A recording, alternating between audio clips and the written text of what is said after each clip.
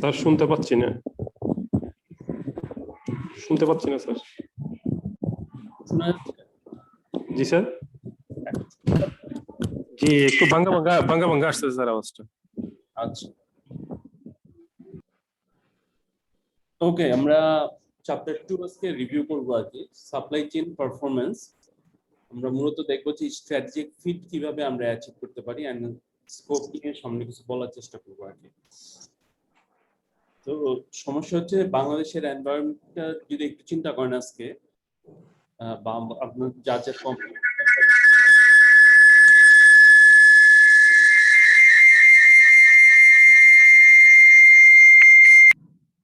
অনেক কোম্পানিতে আপনার সেপারেট সাপ্লাই চেইন ডিপার্টমেন্ট নাই। হ্যাঁ, তো যেগুলো হচ্ছে আপনার আমরা ইন্ডিপেন্ডেন্টলি বা ডিপার্টমেন্ট গুলা অনেক সময় ইন্ডিপেন্ডেন্টলি কাজ করে শুরু করে আর কি। মোস্টলি সব কোম্পানিতে আমাদের একটা জেনারেল অ্যাসাম্পশন থাকে এই ধরনের যে প্রকিউরমেন্ট আর লজিস্টিকটা আমরা সাধারণত সাপ্লাই চেইনের আন্ডারে ধরে থাকি আর কি। বাট দেখা যাচ্ছে বড় বড় কোম্পানিগুলা যারা একটা আপনার ক্রস ফাংশনাল ডিপার্টমেন্ট তৈরি করে ফেলে, যে সাপ্লাই চেইন ডিপার্টমেন্ট হিসাবে তারা এই সাপ্লাই চেইনকে থেকে গ্রেটার বেনিফিট নিতে পারে আর কি, অথবা হাইয়েস্ট প্রফিটেবিলিটি অ্যাচিভ করা সম্ভব হয় আর কি। বাট সাপ্লাই চেইনের কনসেপ্ট যেহেতু রিলেটিভলি আমাদের দেশে নতুন, তার কারণে হয়তো এটার অ্যাওয়ারনেস অথবা লার্নিং বা নলেজ শেয়ারিংটা ওইরকম বেশি না হওয়ার কারণে আমরা হয়তো ডিপার্টমেন্টস গুলো এখনো ওইভাবে আপনার ইয়ে করেনি আর কি, ফ্লারিশ করেনি। তো প্রথমে আমাদের যেটা দেখতে হয় যে আমাদের কম্পিটিটিভ স্ট্র্যাটেজিটা কি জিনিস। স্যার একটা ছোট প্রশ্ন করা যাবে? হ্যালো। হ্যাঁ বলেন প্লিজ। জি স্যার, আমাকে একটা হসপিটালের মানে এমডি, উনি অবশ্য ডক্টর, উনি আমাকে বলতেছে supply chain is a part of accounts. আমি বললাম স্যার সাপ্লাই চেইন অ্যাকাউন্টস এর পার্ট না, সাপ্লাই চেইন একটা ভিন্ন লাইন। কারণ আমি ওনাকে বোঝাতে সমর্থ হই নাই আর কি, এক নাম্বার। আর দুই নম্বর হচ্ছে স্যার সাপ্লাই চেইনের মূলত মানে বিগিনিংটা কখন, শুরুটা কখন থেকে? আমাকে একজন বলছিল মানে সেকেন্ড ওয়ার্ল্ড ওয়ারের সময় থেকে সাপ্লাই চেইনের ইয়েটা শুরু, এবং মিলিটারি থেকে। এটা কি সত্য কিনা?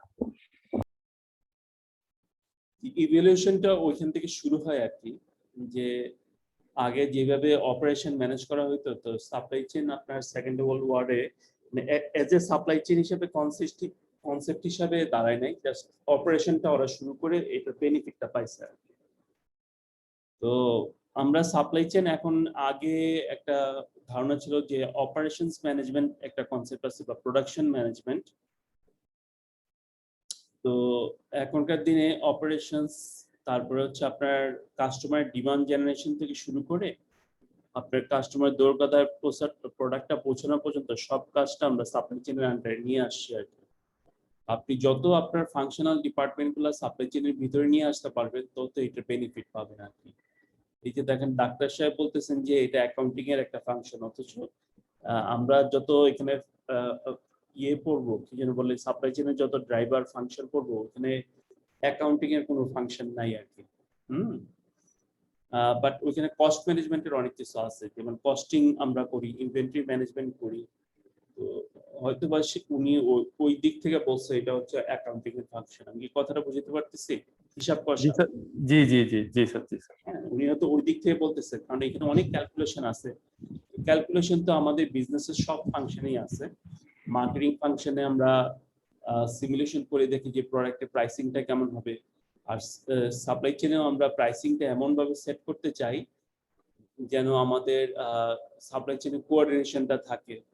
ডিসকাউন্ট গুলার ইফেক্ট দেখতে চাই, আমার সাপ্লাই চেইনের উপরে এটার ইফেক্টটা কি। তো হিসাবপত্র সব জায়গায় আছে আর কি, ফাইন্যান্স থেকে শুরু করে সব ডিপার্টমেন্টেরও হিসাব আছে। সাপ্লাই চেইনে যেমন আপনারা যদি অনওয়ার্ড দেখতে থাকেন, আমরা একটা চ্যাপ্টারে এসে দেখবো যে আমার একটা ফোরকাস্টিং করলাম, ধরেন আগামী বছর আমি আপনার 10,000 ইউনিট কোনো একটা প্রোডাক্টের ডিমান্ড আমি এস্টিমেট করলাম। তো সেই অনুযায়ী আমার কতগুলো মেশিন লাগবে, কি পরিমাণ হিউম্যান রিসোর্স লাগবে, আদৌ হিউম্যান রিসোর্স আমার নতুন ইয়ে করবো কিনা, রিক্রুট করবো কিনা, অথবা হিউম্যান রিসোর্সকে আমরা ওভারটাইম দিয়ে দেখবো কিনা, অথবা আমার বেসড অন আপনার ডিমান্ড, আপনার কতজন হিউম্যান রিসোর্স আমি বাদ দিয়ে দিব, এই সবকিছু আমার ক্যালকুলেশনের মধ্যে চলে আসে। তো এই কনসেপ্ট থেকে আপনি যত এরকম প্রত্যেকটা ডিপার্টমেন্টের ফাংশন আপনার ক্যালকুলেশনের ভিতরে, সাপ্লাই চেইনের ক্যালকুলেশন ঢুকাইতে পারবেন, তত একটা ইন্টিগ্রেশনের বেনিফিট পাবেন। যাই হোক, আমরা এখানেও এই জিনিসটা আমরা একটু হালকা টাচ দেওয়ার চেষ্টা করবো আর কি।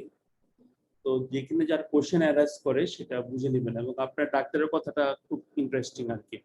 এরকমই বাংলাদেশের কনসেপ্টগুলো, আমাদের যে মালিক পক্ষ আছে, ডিরেক্টর আছে, তাদের ওই বিষয়গুলোতে যেহেতু আমরা পড়াশোনা একটু কম করি আর কি,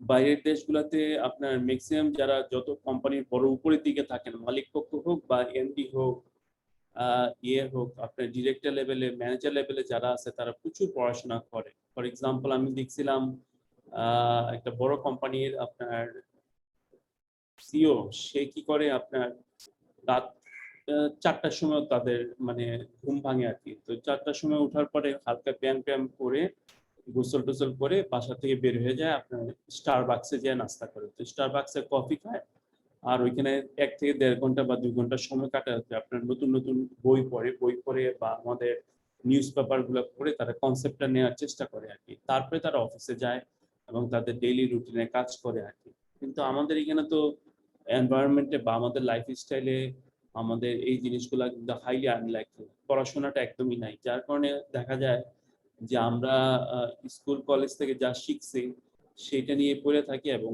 পরে আপডেট হয় না। আপডেট না হওয়ার কারণে আমরা ভালো ভালো আপনার ডিসিশন মেক গুলো করতে পারি না, বা আমাদের এনভায়রনমেন্টে যা নতুন নতুন টেকনোলজি বা স্ট্র্যাটেজি গুলো আসতেছে সেগুলো আমরা ভালো ইনকর্পোরেট করতে পারি না। তো সেই ক্ষেত্রে আপনারা অনেকটা আগে আছেন যারা এই কোর্সটা করতেছেন। আপনাদের আমি ধন্যবাদ জানাই from the core of my heart, যে আপনারা এই জিনিসটা বুঝতে পারছেন এবং বুঝে আপনারা আপনাদের কেরিয়ার বা নলেজটাকে বাড়ানোর জন্য এই কোর্সগুলো করতেছেন, তাই কিনা? জি স্যার, জি জি জি জি স্যার।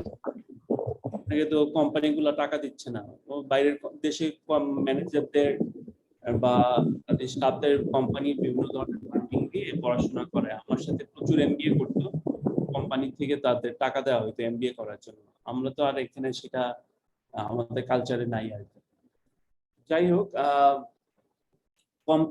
কম্পিটিশন বা কম্পিটিটিভ স্ট্র্যাটেজিটা কি? তো স্ট্র্যাটেজি হচ্ছে টু অ্যাচিভ সামথিং। হ্যাঁ, আপনার একটা প্ল্যান থাকে, তো প্ল্যানটা যে মাধ্যমে আমরা অ্যাচিভ করি, এই প্রসেসটা বা আপনার ওই প্ল্যান অ্যাচিভমেন্টের যে ওয়েটা, সেই ওয়েটাকে আমরা বলি স্ট্র্যাটেজি। ফর এক্সাম্পল, আপনি আপনার অফিসে যাবেন, তো অফিসে যাওয়ার স্ট্র্যাটেজিটা কি নেবেন? যেদিন ধরেন অফিস আপনি হয়তো একটু আরাম করে বেরিয়েছেন বা ইউ হ্যাভ এনাফ টাইম, আপনি হয়তো চিন্তা করছেন যে একটু আস্তে ধীরে যাই, একটু কাজ করে যাই এরকম। আবার যেদিন হয়তো খুব তাড়াহুড়া, ওদিন হয়তো চিন্তা করছেন যে আমার দ্রুত যাওয়া প্রয়োজন, তো আপনি হয়তো ওইভাবে যাওয়ার চেষ্টা করেন। ফর এক্সাম্পল, আপনি যদি নিজের কার না থাকে তাহলে আপনি যাওয়াটা হচ্ছে এক ধরনের, যেমন আপনি হয়তো চিন্তা করবেন আস্তে ধীরে যাই, ঠিক আছে রিক্সা দিয়ে গেলাম। ওয়াইজ আপনি স্ট্র্যাটেজিতে যদি হয় দ্রুত যাওয়া, তাইলে আপনি হয়তো নিবেন, বাইক নিবেন, রাইড শেয়ার করবেন, অথবা আপনি সিএনজি নিলেন বা উবার নিলেন। তো এরকম আর কি স্ট্র্যাটেজিগুলো ডিফাইন করে। তো কম্পিটিটিভ স্ট্র্যাটেজিকে define a set of customer needs of firm seeks to satisfy through its products and service. এইখানে ডেফিনেশনটা হবে রিলেটিভ টু দেয়ার কম্পিটিটরস। সবসময় আমরা কম্পিটিটিভ স্ট্র্যাটেজিটা আমার কম্পিটিটরদের সাথে তুলনায় আমরা প্রকাশ করতে চাই। তো যখনই আমরা কম্পিটিশন বা কম্পিটিভ কথাটা বলবো, সবসময় মনে রাখবেন আমার কম্পিটিটরদের তুলনায় বলবো, কারণ কম্পিটিশনে যদি না থাকে তাহলে কম্পিটিটিভ স্ট্র্যাটেজি তো চিন্তা ভাবনা আসে না। ফর এক্সাম্পল, আপনার হইতে পারে যে দেখেন আমাদের এখানে যখন একটা নতুন প্রোডাক্ট আসে, সাথে সাথে দেখবেন যে অন্যান্য কোম্পানিগুলা সেম প্রোডাক্টটা নামানো শুরু করে দেয়। হ্যাঁ, রিসেন্টলি দেখবেন যে আমাদের ইয়ে কি জানি বলে, আপনার এসএসজি গ্রুপ, তাই না? সুপারস্টার গ্রুপ, যেটা ওদের একটা মানে টপ সেলিং প্রোডাক্ট হচ্ছে আপনার Swiss sir, Swiss piano, Swiss piano, Swiss. SSG গ্রুপের মানে আমরা বলছি যে ওদের টপ সেলিং প্রোডাক্ট হচ্ছে যে ওই ব্যাকআপ লাইট আছে না, একটা এলইডি ব্যাকআপ লাইট, জি জি। কারেন্ট চলে, ওটা বলে যে আমার ডিরেক্টর বলতেছিল ওদের ওখানে একটা মানে আপনার মিটিং এ গিয়েছিলাম আর কি। তো নতুন একটা ওরা বিজনেস সাইট লঞ্চ করবে, তো ওইটার কনসালটেন্সিতে ডাকছিল।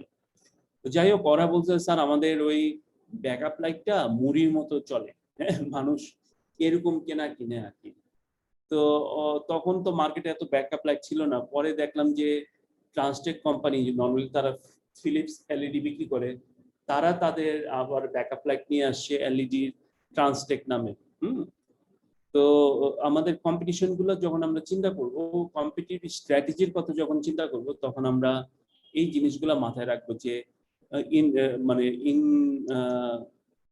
রিলেশন টু আওয়ার কম্পিটিটরস, যখনই কথা বলবো তখনই এই কথাটা লাস্টে অ্যাড না করলে আপনার কম্পিটিটিভ স্ট্র্যাটেজির কোনো মিনিং থাকে না আর কি।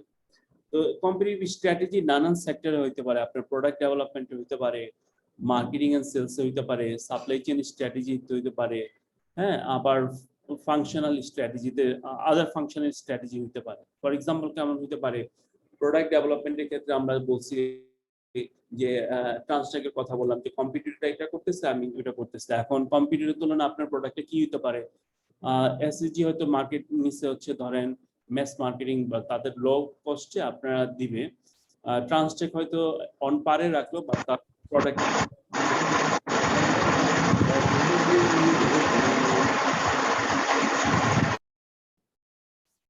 আচ্ছা, দেন হচ্ছে মার্কেটিং এন্ড সেলস এর স্ট্র্যাটেজি যদি দেখেন, দেখেন প্রাণ একটা ইনোভেটিভ স্ট্র্যাটেজি কি আসলো মার্কেটিং এন্ড সেলস এর, যে বেস্ট বাই নামে দোকান, তারা একদম অলিতে গলিতে প্রত্যেকটা এলাকার একটা করে আপনি বেস্ট বাই এর আপনার শোরুম পাবেন, তাই না? তো শোরুমে তারা কি দিয়ে শুরু করছিল প্রথমে, ট্রেন্ডি প্লাস্টিক প্রোডাক্টস যেগুলো ঘরের দরকার হয়। তো প্লাস্টিক প্রোডাক্টস আমরা আগে কিনতাম কি এলাকার যে রিটেল শপগুলো আছে সেখানে কিনতাম, বা ওই শপে সব ধরনের প্রোডাক্ট আমরা পাইতাম না, বা ট্রেন্ডি প্রোডাক্ট বা আপনার ভালো কোয়ালিটি বা ভালো কোয়ালিটি অ্যাকসেপ্টেবল কোয়ালিটির প্রোডাক্ট আমরা পাইতাম না। তো বেস্ট বাই কি করছে দেখেন, প্রত্যেক অলিতে গলিতে এই ধরনের দোকান বা শোরুম ছড়ায় দিচ্ছে, এবং এটা ওদের জন্য সুবিধা হয়েছে কি, এখন শুধু এরা করতেছে, ক্রস মার্কেটিং করতেছে। কিরকম, এখন বেস্ট বাই শুধু আপনি দেখবেন যে ওইগুলো এখন অনেকটা প্রাণের যত প্রোডাক্ট আছে সব প্রোডাক্টই এখন বেস্ট বাই শোরুম গুলাতে পাওয়া যায়। খেয়াল করছেন এই জিনিসটা? জি স্যার, জি জি জি। দেখেন, তো শুরু করছিল এরা বেস্ট বাই প্লাস্টিক প্রোডাক্ট দিয়ে, এখন ওই ক্রস মার্কেটিং স্ট্র্যাটেজি আইনা এটা কাজ শুরু করে দিচ্ছে। তার মানে কি, আমি দেখলাম যে শান্তিনগরে একবার একটা প্রোডাক্টের জন্য খোঁজ করতেছি, বেস্ট বাই পাইলাম না, কিন্তু ওদের শোরুমে গিয়ে ঠিকই প্রোডাক্টটা পাইলাম, তাই না? আপনাকে আস্তে আস্তে ইন্ডিউস করতেছে আমাদের শোরুমে আসেন, প্রোডাক্টগুলো কিনেন। এরকম সাপ্লাই চেনও আপনার কম্পিটিটিভ স্ট্র্যাটেজির সাথে আপনার মিল থাকতে হয়। যেমন সাপ্লাই চেন আমাদের টার্গেটটা থাকে যে আপনি লো কস্টে right amount of product right kind of কাস্টমারের রাইট টাইমে পৌঁছায় দেওয়া, এটা হচ্ছে আমাদের সাপ্লাই চেনের স্ট্র্যাটেজি। তারপরে হচ্ছে এটা ফিল আপ করার জন্য আমরা অনেক ধরনের কাজ করে থাকি। এখন এইটা সাপ্লাই চেনের গোল হইলেও আপনার কম্পিটিটিভ স্ট্র্যাটেজির সাথে আপনার অ্যালাইনমেন্ট করে আমরা জিনিসটা কাজ করার চেষ্টা করি আর কি। তো সবার কম্পিটিটিভ স্ট্র্যাটেজি আবার সেম হয় না। যেমন আমরা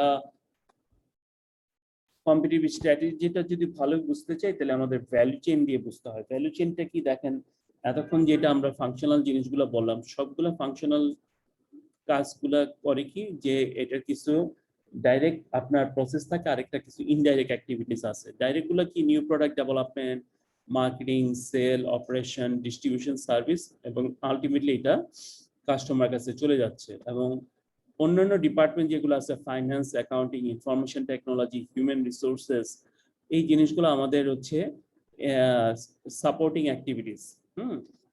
তো এইগুলো ইন্টারঅ্যাকশনে আমি কি করি, প্রোডাক্ট ডেভেলপ করে কাস্টমারের নিডস স্যাটিসফাই করার চেষ্টা করি। এটাকে বলি একটা কোম্পানির ভ্যালু চেইন। তো এক এক কোম্পানির ভ্যালু চেইন কিন্তু এক এক রকম হয়ে থাকে। তো আমাদের গোল হচ্ছে কি এখানে, যে আমরা আমাদের যে কম্পিটিটিভ স্ট্র্যাটেজি আমরা নিব কাস্টমারের নিড স্যাটিসফ্যাকশনের জন্য, সেটার সাথে আমরা কি করব, আমরা সাপ্লাই চেনের অ্যালাইনমেন্ট করব। না হলে হবে কি, আমি একটা গোল নিলাম কিন্তু সেটা আমি আলটিমেটলি স্যাটিসফাই করতে পারবো না আর কি। এবং ম্যাক্সিমাম ক্ষেত্রে হচ্ছে কোম্পানি ফেল করে এই কারণে তাদের স্ট্র্যাটেজিক ফিট থাকে না। স্ট্র্যাটেজিক ফিট শুধু যে আপনার সাপ্লাই চেনের সাথে থাকতে হবে এমন না, অন্যান্য ডিপার্টমেন্টস গুলোর সাথেও আপনার বা ফাংশনাল ডিপার্টমেন্টস গুলোর সাথেও আমার স্ট্র্যাটেজিক ফিট থাকতে হবে। ফর এক্সাম্পল, আপনি একটা কম্পিটিটিভ স্ট্র্যাটেজি নিলেন, লো কস্টে আপনি আপনার কাস্টমারকে কি দিবেন, আপনার প্রোডাক্ট গুলো পৌঁছাইবেন। তো লো কস্টে যদি আমরা পৌঁছাইতে চাই তাহলে সাপ্লাই চেনের কস্টিং গুলাও এরকম হতে হবে। ফর এক্সাম্পল, আপনি চাইতেছেন লো কস্টে প্রোডাক্ট জিনিসপত্র পৌঁছাবেন, আপনি যদি একটা ই কমার্স কোম্পানি হন আর ডিএইচএল আর ফেডেক্সে যদি আপনি আপনার প্রোডাক্ট পাঠান তাহলে কি আপনার হবে? প্রোডাক্টের দাম থাকবে হয়তো 500 টাকা, ডিএইচএল এর প্রাইস আসবে 3000 টাকা, তাই কি না? আমি ব্যাপারটা বুঝাতে পারছি? জি স্যার। জি স্যার, জি। হ্যাঁ, তো এরকম আমরা যখন আমাদের কম্পিটিটিভ ইয়েটা ডিজাইন করব, ডিজাইন করার পরে আমার সাপ্লাই চেনটা তার সাথে কি হবে, ফিট হইতে হবে। হ্যাঁ, কখন আমি ফেডেক্স লাগবে, যখন আমি হাই রেসপন্সিভ থাকবো, আমার প্রোডাক্টগুলোর ওয়েট টু ভ্যালু এরকম বেশি হবে। যেমন আপনি হয়তো একটা ল্যাপটপ পাঠাইতে পারেন, একটা আইপড পাঠাইতে পারেন, একটা মোবাইল ফোন সেট, এগুলো ফেডেক্স এর মাধ্যমে পাঠাইতে পারেন। কাস্টমাররা এই প্রোডাক্টের ক্ষেত্রে রেসপন্স চায়, হাই রেসপন্স চায়। একটা মোবাইল ফোন কিনলাম, এটা আমার বাসায় আজকে বা 2 দিনের মধ্যে চলে আসবে। তো এই ধরনের হইতে পারে। বা আপনি একটা খাবার ধরেন অর্ডার করছেন, আপনার কম্পিটিটিভ স্ট্র্যাটেজি কি হবে, খাবার ডেলিভারি করা। তো খাবার ডেলিভারির প্রোডাক্টটা যেই কম্পিটিটিভ স্ট্র্যাটেজিতে চলবে, সেটা আপনার অন্য কোনো প্রোডাক্ট বা জামা কাপড়ের স্ট্র্যাটেজিতে কিন্তু চলবে না। যেমন ফুড পান্ডা এখন অর্ডার দিচ্ছে যে 30 মিনিটসের মধ্যে আপনার অর্ডারের খাবার আপনার বাসায় চলে আসবে। খেয়াল করছেন আপনার অ্যাডে এইটা অ্যাড দেয় এখন ওরা। এবং শুধু তাই না, আপনার অ্যাপে ওদের টাইমটা উঠতে থাকে। আপনি যদি 30 মিনিটসের মধ্যে না পান তাহলে দেখা যায় পরের অর্ডারে আপনি একটা বড় ধরনের ডিসকাউন্ট পাবেন। এইভাবে ওরা তাদের স্ট্র্যাটেজিটা করার মানে চেষ্টা করতেছে। এবং সেটা করার জন্য কি করছে, আপনি দেখবেন যে ফুড পান্ডা যে অর্ডারগুলো আপনার বাসার রেডিয়াসে যেসব দোকানপত্র আছে বা দোকান শোরুমগুলো আছে, বিভিন্ন ফুড শপ বা অন্যান্য, ওই দোকানগুলোর আপনি অ্যাডই পাবেন। ফর এক্সাম্পল, আমি বেলি রোডে বসে ধরেন আমার বেলি রোডের আশেপাশে বাসার যা আছে সবকিছু পাই। আমি যখন আমার আবার বাবার পাশে চলে যাই আপনার মুগদাতে, তখন আমার আবার ধরেন আমি এই বিএফসি চিকেনটা ভালো পছন্দ করি, তো বেলি রোড থেকে আমি আসে। বাট আমি যখন মুগদা যাই, মুগদার আশেপাশে খিলগাঁওয়ে আপনার বিএফসি শপ আছে, বেলি রোড আছে, বাট উইদিন 30 মিনিটসে তাদের ডেলিভারি করা পসিবল না। তখন তারা এই বিএফসি গুলা কিন্তু তাদের অ্যাপে শো করে না। আমি কথাটা বুঝতে পারতেছি? এবং তারা কখনোই আপনার এই জিনিসটা 30 মিনিটসে কোথাও বলবে না। তাহলে একটু জিনিস দেখেন, স্ট্র্যাটেজিক ফিটটা তাদের স্ট্র্যাটেজি হচ্ছে 30 মিনিটসে দিবে, তাহলে ওইসব প্রোডাক্টে আপনাকে শো করতেছে যেগুলো হচ্ছে আপনার কি করতেছে 30 মিনিটসের মধ্যেই ডেলিভারি করতে পারতেছে। তো দেখেন, এটা হচ্ছে তাদের মার্কেটিং। তাহলে স্ট্র্যাটেজিক ফিটটার সাথে মার্কেটিংটাও তারা কি করতেছে, অ্যালাইন করে নিচ্ছে। তো এইভাবে আমরা যদি আপনাদের কম্পিটিটিভ স্ট্র্যাটেজিটা সাপ্লাই চেনের সাথে অ্যালাইন করে নিতে পারি, তাইলে আমি এখান থেকে বেস্ট বেনিফিটটা পাবো এবং আমাদের কোম্পানিটা আমরা সাকসেসফুলি রান করতে পারবো আর কি। তো আমরা স্ট্র্যাটেজিক ফিট অ্যালাইন করার জন্য আমাদের 3টা স্টেপস আছে। প্রথমে হচ্ছে আমরা কম্পিটিটিভ স্ট্র্যাটেজিটা আমরা একটু বোঝার চেষ্টা করি। তারপরে হচ্ছে আমরা সাপ্লাই চেনের ক্যাপাবিলিটিটা আইডেন্টিফাই করার চেষ্টা করি। এরপরে আমরা কি করি, আমরা স্ট্র্যাটেজিক ফিটটা আমরা করার চেষ্টা করি। প্রথমে আমি কি করি, প্রথমে বললাম আমরা customer and supply chain uncertainty. আচ্ছা, প্রথমে আমার কি যেন বললাম, যে আমরা কম্পিটিটিভ অ্যাডভান্টেজটা বোঝার চেষ্টা করি বা স্ট্র্যাটেজিটা বোঝার চেষ্টা করি। তারপর হচ্ছে সাপ্লাই চেইনের ক্যাপাবিলিটিটা বোঝার চেষ্টা করি। এরপরে হচ্ছে অ্যাচিভিং স্ট্র্যাটেজিক ফিট। তো আমার প্রথম কাজটা হচ্ছে কি, যে আমি কম্পিটিটিভ স্ট্র্যাটেজি যদি বুঝতে চাই তাহলে সাপ্লাই চেইনের জায়গায় আমি স্ট্র্যাটেজি বুঝতে গেলে সেই স্ট্র্যাটেজির আউটকামটা আমরা বুঝতে চাই। আউটকাম বুঝতে গেলে আমাদের দুইটা আপনার এন্ডে আমরা জিনিসটা ভাগ করার চেষ্টা করি। যেমন একটা এন্ড হচ্ছে আমার ডিমান্ড আনসার্টেনটি কেমন থাকবে, আর সেকেন্ড হচ্ছে ইমপ্লাইড ডিমান্ড আনসার্টেনটি কেমন থাকবে। মানে টোটাল স্ট্র্যাটেজি আপনি যেটাই নেন, এটা আমরা এটাকে ট্রান্সলেট করে দুইটা ভাগে ভাগ করার চেষ্টা করি। একটা হচ্ছে আপনার ডিমান্ড আনসার্টেনটি, আর একটা হচ্ছে implied demand uncertainty. Demand uncertainty হচ্ছে যে কাস্টমার ডিমান্ডটা ওভার দ্য টাইম আপনার বা পিরিয়ডে কি রকম আপ ডাউন করবে, বা তার ফ্রিকোয়েন্সি বা অসিলেশনটা কেমন থাকবে। তো সেইটা ট্রান্সলেট করে যখন আমি আমার সাপ্লাই চেনে নিয়ে আসি, তখন সাপ্লাই চেনে ওই জিনিসটা রিফ্লেক্ট করে হচ্ছে ইমপ্লাইড ডিমান্ড আনসার্টেনটি নামে। হ্যাঁ, একটা হচ্ছে কাস্টমার ডিমান্ড আমি বুঝে মানে কি পরিমাণ হবে সেইটা আনসার্টেন আমি, সেইটা যখন আমি সাপ্লাই চেনে নিয়ে আসি তখন সাপ্লাই চেনের জিনিসটাকে বলি আমরা ইমপ্লাইড ডিমান্ড আনসার্টেনটি। তো ডিমান্ডের কারণে আপনার কি হয়, সাপ্লাই চেনেরও কিছু আনসার্টেনটি দেখা দেয়। হ্যাঁ, যেটার কারণে দেখা যায় যে আপনার আমাদের ইয়েটা সাপ্লাই চেনেরও আপনার স্ট্র্যাটেজি চেঞ্জ হয়ে যায় আর কি। তো ডিমান্ড আনসার্টেনটি আর ইমপ্লাইড ডিমান্ড আনসার্টেনটিটা কনসেপ্ট কি বুঝাতে পারছে?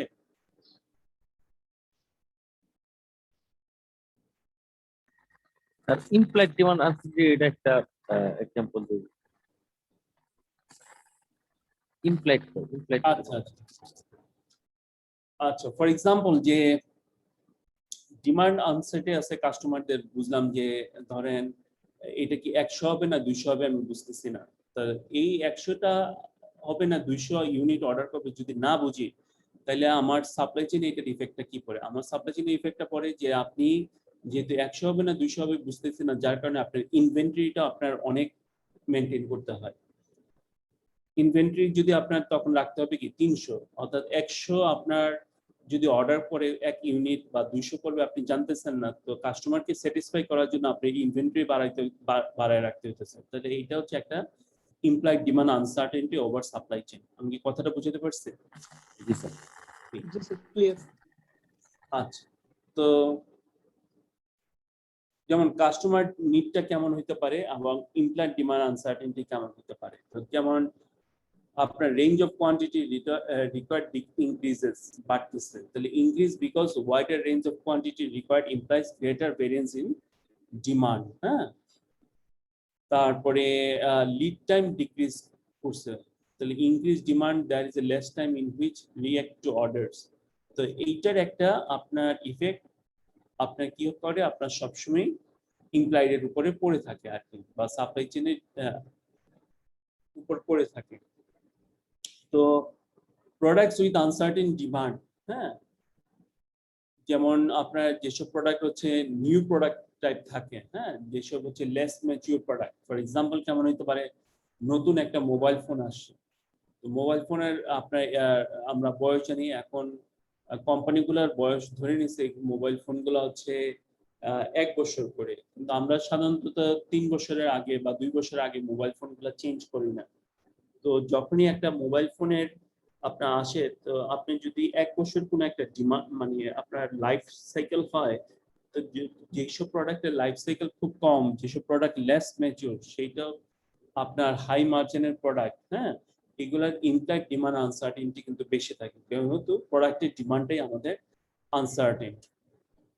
তারপর হচ্ছে যেসব প্রোডাক্টের ডিমান্ড হচ্ছে আপনার সার্টেন, যেমন বাজারে লবণের ডিমান্ডটা মোটামুটি সবসময় স্টেবল থাকে। লবণ আমরা কিন্তু বেশিও খাই না কমও খাই না, এটা সবসময় ডিমান্ডটা মোর অর লেস স্টেবল। তো সেই ক্ষেত্রে আমাদের ইমপ্লাইড ডিমান্ড আনসার্টেনটিটাও এখানে কমে যায় আর কি। ঠিক আছে, তো যদি ইমপ্লাইড ডিমান্ড আনসার্টেনটি বাড়ে, তো সেইখান থেকে আমার সাপ্লাই চেইনের ডিফিকাল্টিসটাও বাড়ে। হ্যাঁ, ডিফিকাল্টিস বাড়ার ইন এ সেন্স হচ্ছে আপনার ট্রান্সপোর্টেশন কস্ট বেড়ে যায়, তারপর আপনার ইনভেন্টরি কস্ট বেড়ে যায়, হোল্ডিং কস্ট বেড়ে যায়। হ্যাঁ, তারপরে হচ্ছে আপনার মার্কডাউন কস্ট হাই থাকে, কিন্তু আপনি ওইখান থেকে কি করতে পারেন, ওভার সাপ্লাই থাকার কারণে আপনার যেমন মার্কডাউনও বেশি থাকে, সেই ক্ষেত্রে আপনার প্রফিটেবিলিটি অনেক সময় বেড়ে যায়। তাহলে এইখানে আমরা একটু দেখি product margin low implied uncertainty সাধারণত কম থাকে, but high implied uncertainty product margin বা প্রফিটেবিলিটি আপনার বেশি থাকে। যেমন এই যে বললাম যেসব প্রোডাক্ট হচ্ছে আনসার্টেন, ডিমান্ড আনসার্টেন, তাহলে ইমপ্লাইড ডিমান্ডও আনসার্টেন থাকে বা ডিফিকাল্টিস ওখানে বেশি থাকে, কিন্তু ওইখানে প্রোডাক্ট মার্জিনটা বেশি থাকে। কিছু কিছু ক্ষেত্রে দেখবেন যে ই কমার্স কোম্পানিগুলো অফার দেয় যে 70% ডিসকাউন্ট দেয়, 50% ডিসকাউন্ট দেয়, তাহলে নর্মাল টাইমে ওই প্রোডাক্টটা দেখেন সাধারণত কি পরিমাণ প্রফিটে তারা বিক্রি করে। হ্যাঁ, এভারেজ ফোরকাস্ট এরার যদি লো ডিমান্ড আনসার্টেনিটি, যেসব ডিমান্ড মোটামুটি ম্যাচিউর, সেই ক্ষেত্রে আমার ফোরকাস্ট এররও কম থাকে, কিন্তু যেসব হচ্ছে ইমপ্লাইড ডিমান্ড আনসার্টেনিটি বেশি, সেক্ষেত্রে আমার ফোরকাস্ট এরর বেশি থাকে। আমরা বুঝতে পারতেছি যে ডিমান্ডের সাথে তার একটা সুন্দর রিলেশনশিপ আছে আর কি। আচ্ছা,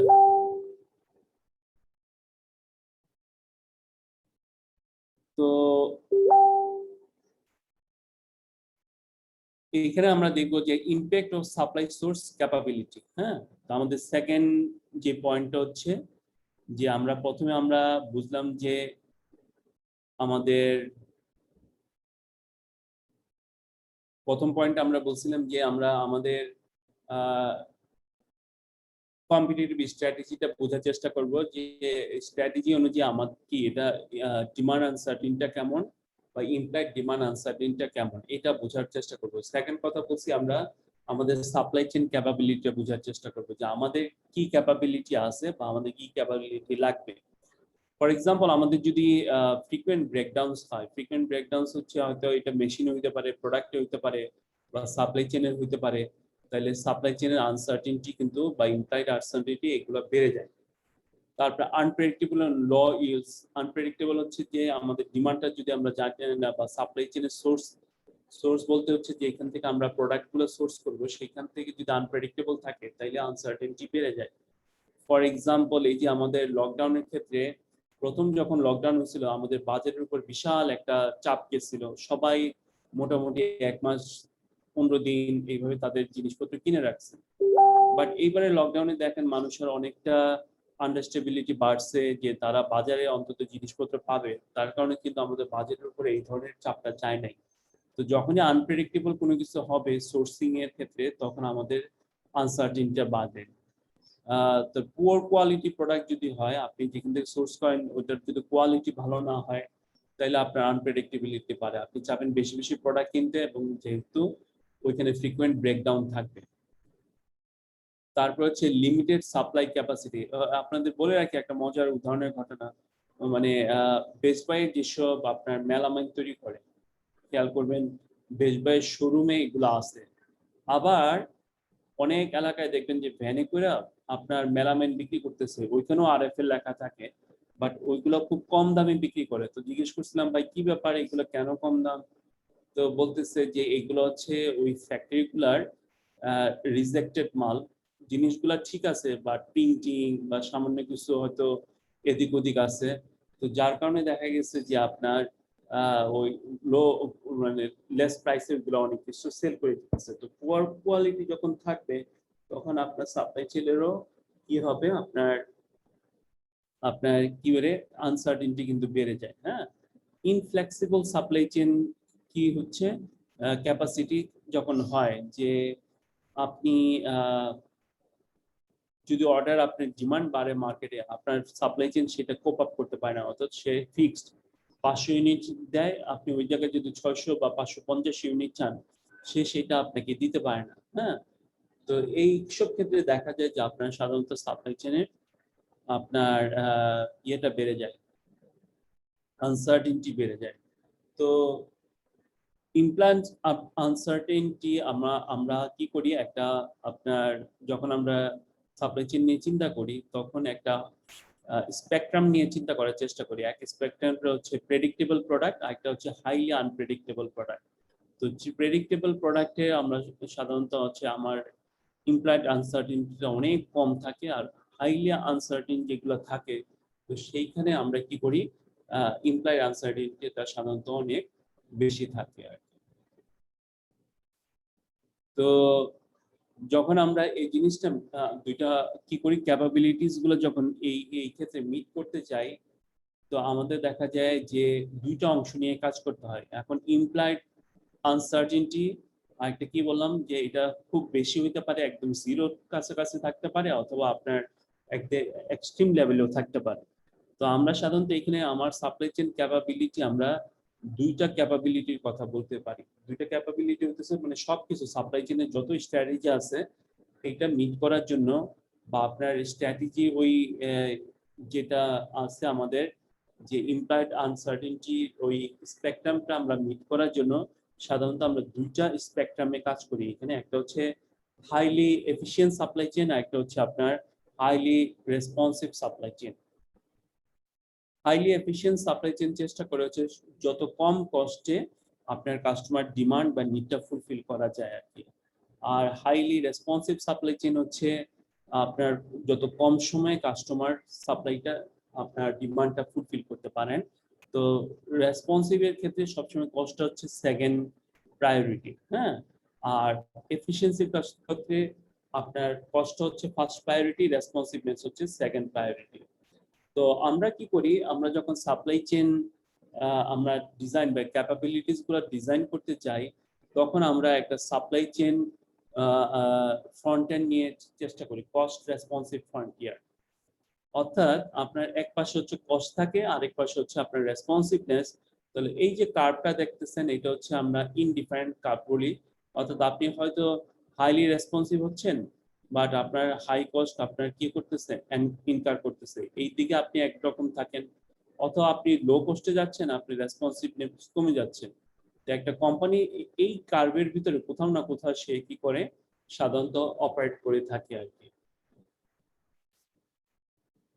তো আপনি যখন হাইলি এফিশিয়েন্ট থাকেন তখন আপনার কস্ট কম থাকে, আর হাইলি রেসপন্সিভ থাকেন তখন আপনার প্রোডাকশন, আপনার কাস্টমারদের রেসপন্সটা খুব বেশি থাকে, বা প্রোডাক্ট অ্যাভেলেবিলিটিটা খুব বেশি থাকে। হাইলি এফিশিয়েন্ট কেমন, যেমন স্টিল মিলসের উদাহরণ দেওয়া আছে। যেমন এরা সবসময় কিন্তু আপনার প্রতি মাসে ডেলিভারি করে না, প্রোডাকশন কন্টিনিউ চলে না। তাদের আপনার একটা থ্রেশহোল্ড আছে, একটা নির্দিষ্ট থ্রেশহোল্ড বা নির্দিষ্ট কোয়ান্টিটি অফ প্রোডাক্ট বা সাপ্লাই পাইলে পরে তখন তাদের প্রোডাকশন প্রসেসটা চালায় এবং প্রোডাকশন গুলো চালায়, এবং সেইভাবে আপনার ডেলিভারি গুলো চালায়। আপনি যদি বলেন যে একটা স্টিল কোম্পানিকে, ভাই আমাকে এই কি দেন, হাফ টন রড দেন, সে কিন্তু এটা সাপ্লাই দিতে পারবে না, কারণ তার এফিসিয়েন্সিতে তার কস্টিং এর প্রাইস আপনার বেড়ে যাবে আর কি। হোয়ারেস আপনার লোকাল যে দোকান আছে, রিটেলের শপ আছে, সেইখানে হচ্ছে আপনার দেখা যাবে সে আপনাকে হাফ টন রড দিতে পারে, বিকজ সে হচ্ছে হাইলি রেসপন্সিভ কাজ করে, তার কাছে কস্টটা ইম্পর্টেন্ট না, তার কাছে হচ্ছে রেসপন্সটা ইম্পর্টেন্ট। এই দুইটা ফ্রন্টিয়ারের মাঝখানে আপনার বা স্পেকট্রামের মাঝখানে পড়ে সামওয়াট এফিশিয়েন্ট, আর একটা হচ্ছে সামওয়াট রেসপন্সিভ। হ্যাঁ, যেমন একটা অ্যাপারেল কোম্পানি, সে হচ্ছে সামওয়াট এফিশিয়েন্ট এবং রেসপন্সিভ। যেমন আপনার আমাদের যদি ক্যাটসাই মনসুন রেইনের কথা বলি, তাহলে তাদের প্রোডাকশন প্রসেসটা হচ্ছে আপনার এফিশিয়েন্ট, বাট দোকানগুলো হচ্ছে দেখবেন যে রেসপন্সিভ। হ্যাঁ, বা বেস্ট ওয়ের কথা, তাদের প্রোডাকশন প্রসেসটা হচ্ছে এফিশিয়েন্ট, আবার দোকানগুলো হচ্ছে ধরেন হচ্ছে রেসপন্সিভ। তো এইভাবে তারা করার চেষ্টা করতেছে। অটোমোবাইল আপনার প্রোডাকশন যদি দেখি, তাহলে সে কিন্তু প্রতিদিন আপনার ডেলিভারি গুলো দিচ্ছে না, সে হচ্ছে উইকলি ডেলিভারি দিচ্ছে, তাহলে রেসপন্সিভনেসটা আছে, বাট প্রোডাকশন প্রসেসটা হচ্ছে সেই রকম আবার এফিশিয়েন্ট। আপনার কি করে তারা নাম্বার অফ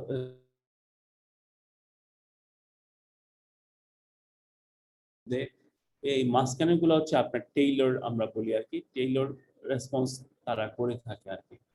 এখন আপনি যখন আপনি ধরে ফেলছেন যে আমার ইমপ্লয়েড আমার এফিসিয়েন্সি বা ইমপ্লয়েড ডিমান্ড আনসার্টেনিটিটা কেমন,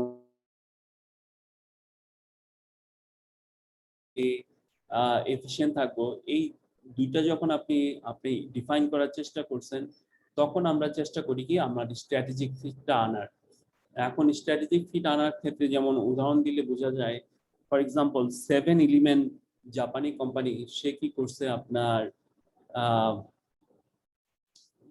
দিনে 3 বার আপনার কি করে আপনার ইয়েগুলা আপনার প্রোডাক্ট রিপ্লেনিশ করার চেষ্টা করে। কারণ 7-Eleven সকালে মানুষ ব্রেকফাস্টের জন্য আপনার রুটিনের জন্য আসে, দুপুরে লাঞ্চের প্যাকেটের জন্য আসে, রাত্রে বা বিকেলে ডিনারের জন্য আসে। তো 3 টাইম তার কি করতেছে, প্রোডাক্ট রিপ্লেনিশ করতে হয়। তাহলে ডিমান্ড আনসার্টিনিটিটা তাদের কি, যেহেতু হাইলি রেসপন্সিভ, তাদের আনসার্টিনিটিও বেশি।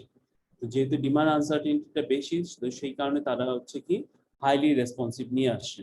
তো আপনি যখন ডিমান্ড আনসার্টিনিটি কম থাকবে, আপনি কি করবেন, এফিশিয়েন্ট সাপ্লাই চেইন বা ক্যাপাবিলিটিস এর দিকে যাবেন। তো এইভাবে দুইটা আমরা কি করি, আমরা মিট করার চেষ্টা করি। তো এখানে দেখেন আমাদের এখানে একটা ফ্রন্টিয়ার বা জোনের কথা বললো, হচ্ছে জোন অফ স্ট্র্যাটেজিক ফিট। এখানে আসলে কি হয়, আমরা যদি এই গ্রে লাইনটার ভিতরে থাকি তাহলে স্ট্র্যাটেজিক ফিটের মধ্যে থাকতে পারি, বা যদি বামে চাপে যাই তাহলে হাইলি রেসপন্সিভ থাকি, ডানে চেপে গেলে আমরা হাইলি আপনার এফিশিয়েন্ট বা আনসার্টেনটির মধ্যে থাকি। তো আমাদের চেষ্টা করা হয় যে আমরা এই ফিটটার মধ্যে থাকলে পরে আমাদের স্ট্র্যাটেজিক ফিটটা থাকবে, তাহলে আমাদের লো কস্টে আমরা রেসপন্সিভনেস আমরা চালাইতে পারি আর কি। তো এইটা করতে যেয়ে দেখা যায় যে আমাদের যে পার্টনাররা আছে সাপ্লাই চেনের, যে আপনার পার্টনার্স বা আমরা বলি যে স্টেক হোল্ডার যারা আছে, যেমন সাপ্লায়ার, ম্যানুফ্যাকচারার, রিটেইলার, তাদের রোলটা কিন্তু এক এক জায়গায় এক এক রকম হয়ে যায়। যেমন প্রথম সাপ্লাই চেন, যেটা সাপ্লাই চেন 1 দেখানো গেছে, তাহলে রিটেইলারের উপরে আপনার কি হচ্ছে, আনসার্টিনিটিটা বেশি চলে আসতেছে এবং তাকে হাইলি রেসপন্সিভ থাকতে হতেছে। ফর এক্সাম্পল, আপনার ধরেন প্রাণের যারা চানাচুর বা যারা হচ্ছে প্রাণের এফএমসিজি প্রোডাক্ট যেগুলো আছে, বা খাবারের প্রোডাক্ট যেগুলো আছে, আইসক্রিম যেগুলো আছে, এগুলো যারা বিক্রি করে, রিটেলারকে বড় একটা অ্যামাউন্ট হচ্ছে তাকে ইনভেন্টরিতে সবসময় রাখতে হয়। তার যে সাপ্লায়ার আছে, ম্যানুফ্যাকচারার যেমন প্রাণ, তার ইনভেন্টরিতে হয়তো এত মাল নাই, সে সাধারণত অ্যাডভান্স অর্ডার নিয়ে 3 মাস 2 মাস পরে সে এগুলা কি করে আপনার ডেলিভারি দিয়ে থাকে, বা 1 মাস পরে ডেলিভারি দিয়ে থাকে, তাহলে তার ইনভেন্টরিতে মাল রাখতে হইতেছে না। তার ম্যানুফ্যাকচারার বা সাপ্লায়ার যারা আছে, যারা হচ্ছে আপনার ওই ময়দাটা ডেলিভারি দিচ্ছে, বা আপনার অন্যান্য প্রোডাক্ট ডেলিভারি দিচ্ছে, তারও ইনভেন্টরিটা কম। তাহলে মোস্টলি এখানে হাইলি রেসপন্সিভ এবং ইমপ্লয়েড সাপ্লাই চেনের যে আপনার হার্ডেলটা আছে, সেটা আপনার অ্যাবজর্ব করে রিটেলার।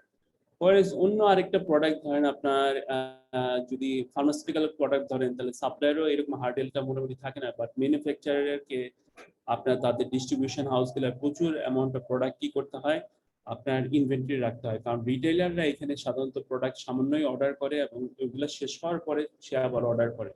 তো এইখানে তাদের রিটেইলারের এখানে অ্যাবসর্পশনটা খুবই কম। তো দুইটা সাপ্লাই চেইন কিন্তু দুইভাবে ডিজাইন করা আছে। তো এইভাবে আপনার দুইটা ফ্রন্টিয়ার নিয়ে আমরা সাধারণত আমাদের সাপ্লাই চেইন গুলা আমাদের ডিজাইন করার চেষ্টা করি আর কি। তো যদি আমাদের ধরেন প্রাইমারি গোলগুলা কি হয়, যদি ধরেন প্রাইসিং স্ট্র্যাটেজি লোয়ার প্রাইস থাকে, তাহলে আমরা এফিশিয়েন্ট সাপ্লাই চেইনের দিকে চাই। যদি হাই মার্জিন প্রোডাক্ট হয়, তাহলে আমরা রেসপন্সিভিটির দিকে চাই। তাহলে এইভাবে আমরা মিট করার চেষ্টা করি। তো আপনারা এই জিনিসটা কি পারা যাবে?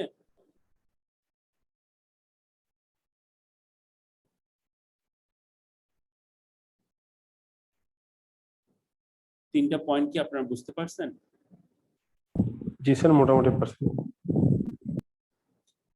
তো লাস্ট কথা হচ্ছে যে আমরা এটা কি করব, আমরা টেইলরিং করব। টেইলরিং করাটা হচ্ছে কি একদমই আমরা ইয়ে করতে পারি না, আপনার হাইলি রেসপন্সিভ পিওর থাকতে পারি না, আবার হাইলি রেসপন্সিভ আপনার সব প্রোডাক্টের জন্য হাইলি এফিশিয়েন্ট থাকতে পারি না। তো টেইলরিং এর উদাহরণ যেমন যারা আপনারা জানেন একটা ফ্যাশন কোম্পানি, তাদের যেগুলো হাইলি ট্রেন্ডি প্রোডাক্ট থাকে, এগুলো তারা আপনার হাই রেসপন্সিভ ফ্যাক্টরি থেকে করে থাকে। যেমন ইউরোপিয়ান মার্কেটে পর্তুগাল আর স্পেন থেকে ওই প্রোডাক্টগুলো করে থাকে, যেগুলো আপনার প্রতি সপ্তাহে তাদের ফ্যাশনের ট্রেন্ডটা তারা চেঞ্জ করে থাকে, ওইসব ফ্যাক্টরি থেকে তারা সাধারণত করে থাকে। পরে যারা যেসব আপনার টি শার্ট, ট্রাউজার এইগুলা যে বা আপনার এই ধরনের প্রোডাক্ট যেগুলো হচ্ছে রিলেটিভলি স্টেবল ডিমান্ড, হ্যাঁ, যেমন আপনি সবসময় যেই করে টি শার্ট তো মানে কথায় কথায় কিনি না, হয়তো শার্ট আমরা কিনি, ট্রেন্ডি প্রোডাক্ট হতেছে শার্ট বা ট্রাউজার, হোয়াইট টি শার্ট, বা এগুলো হচ্ছে মোটামুটি ডিমান্ড স্টেবল। তো যারা এগুলো হচ্ছে আমাদের এশিয়ান কান্ট্রি গুলায় লো কস্ট প্রোডাকশনের এইখানে আপনার করে থাকে। তো দেখেন একই কোম্পানি দুই ধরনের সাপ্লাই চেইন আপনার মেনটেন করতেছে। তো এইভাবে আপনার ট্রেইলর করতে পারেন, অথবা সাপ্লাই আপনার সাধারণত প্রোডাক্টের লাইফ সাইকেল ধরে করতে পারেন। যেমন লাইফ সাইকেল যখন প্রথম থাকে তখন আমাদের ডিমান্ডটা আনসার্টেন থাকে, তখন আমরা হাইলি রেসপন্সিভ থাকি। বাট লেটার স্টেজে যখন ডিমান্ডটা ম্যাচিউর হয়ে যায় তখন আমরা এফিশিয়েন্ট বা কস্ট এফিসিয়েন্সির দিকে চলে আসি। যেমন স্যামসাং তার প্রোডাক্টগুলো যখন নতুন মডেল তৈরি করে, হাইলি এফিশিয়েন্ট প্রোডাক্টগুলো কোরিয়ান ফ্যাক্টরিতে করে, তখন যখন আস্তে আস্তে দাম কমের দিকে যায় তখন হয়তো চায়না বা লোকস্ট দেশের দিকে প্রোডাকশন ফ্যাসিলিটি আপনার আস্তে আস্তে চলে আসে। যেমন স্যামসাং এর এখন বাংলাদেশে অনেক কোম্পানি, যেমন ফেয়ার ডিস্ট্রিবিউশন, তারা মোবাইল সেটও আপনার অ্যাসেম্বল করা শুরু করে দিচ্ছে আর কি। তাহলে এইটা দুইটা ক্ষেত্রে আমরা দেখলাম, একটা হচ্ছে টেইলরিং করতে পারেন with the product, nature of product, আর একটা হচ্ছে প্রোডাক্ট লাইফ সাইকেল। এই দুই দিক দিয়ে আপনারা কি করতে পারেন, সাপ্লাই চেইন গুলা টেইলরিং করতে পারেন। হ্যাঁ, আচ্ছা, তাহলে আজকে আমরা চ্যাপ্টার 2টা এখানে রাখতেছি, আর দুইটা কনসেপ্ট থাকতেছে আমাদের স্ট্র্যাটেজিক স্কোপের এক্সপানশনটা আমরা ইনশাআল্লাহ নেক্সট ক্লাসে দেখার আবার চেষ্টা করব আর কি। তো সোফার কি কারো কোনো কোশ্চেন আছে? স্যার টেইলরিংটা একটু আবার বলবেন, টেইলরিংটা কি? টেইলরিংটা বললাম যে ধরেন আমরা দুইটা স্ট্র্যাটেজি পাইলাম সাপ্লাই চেইনে, একটা হচ্ছে কি বলছিলাম এফিশিয়েন্ট সাপ্লাই চেইন, আর একটা হচ্ছে রেসপন্সিভ।